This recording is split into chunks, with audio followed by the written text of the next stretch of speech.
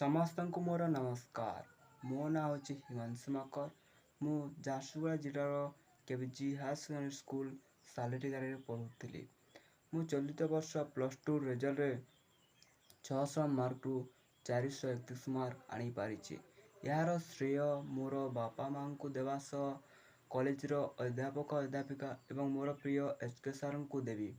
କାରଣ ଏଚ୍.କେ ସାର୍ ଆମକୁ ଏକ୍ଜାମ୍ ଟାଇମ୍ରେ ବହୁତ ହେଲ୍ପ କରିଥିଲେ।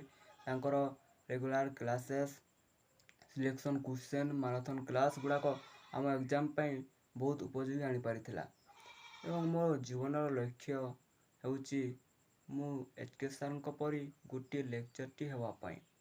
ଏବଂ ମୋର ଜୁନିୟର ପିଲାମାନଙ୍କୁ ଏହା ଉପଦେଶ ଦେବି ଯେ ସାର୍ଙ୍କ କ୍ଲାସ୍ ସବୁବେଳେ କରୁଥାଉ ଏବଂ ସାର୍ଙ୍କ ସହିତ ସବୁବେଳେ ଯୋଡ଼ି ହୋଇ ରହିଥାନ୍ତୁ। ଧନ୍ୟବାଦ।